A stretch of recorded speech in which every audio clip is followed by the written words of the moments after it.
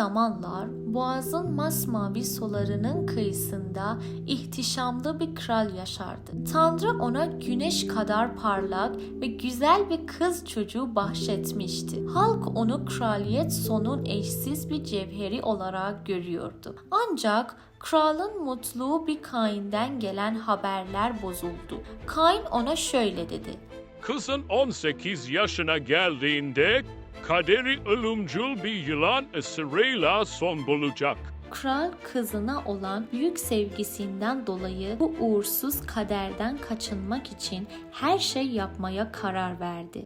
Boğazın ortasında karadan ve yılanlardan uzak bir kule inşa edilmesini emretti. Kule hızlı yapıldı ve prensesin güvenli yaşaması için oraya yerleştirildi. Boğazın diğer tarafında Leandros adında bir genç yaşardı ve kulede hapsedilmiş olan kızı aşık olmuştu. Her gece gökyüzü kararınca ve denizin hafif meltemi esmeye başlayınca Leandros üzerek boğazı geçer ve sevdiğine ulaşmaya çalışırdı. Kız onun yolunu bulabilmesi için bir ışık yakardı. Fakat bir gece şiddetli bir fırtına çıktı ve ışık söndü. Leandros yolunu kaybetti ve dalgalar onu içine çekti. Sabah cesedi boğazın kıyısında bulundu. Bu iki aşık asla birbirine kavuşmadı. Fakat efsaneleri boğazın sularında sonsuza dek aktı. Yıllar geçti. Prenses kulede tehlikelerden uzakta yaşadı. Ancak tam 18 doğum gününde kral ona taze ve lezzetli meyvelerle bir hediye getirdi.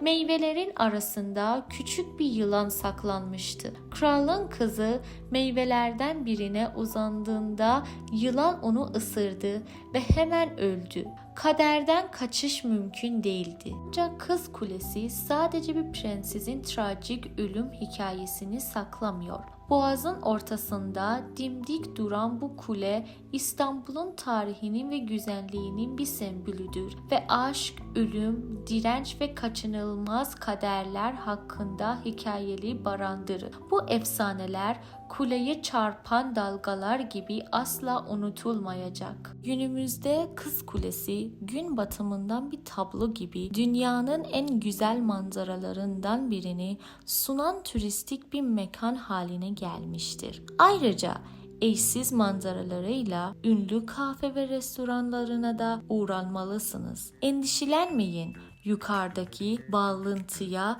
tıklayarak kafe ve restorana da nasıl sipariş vereceğinizi öğrenebilirsiniz.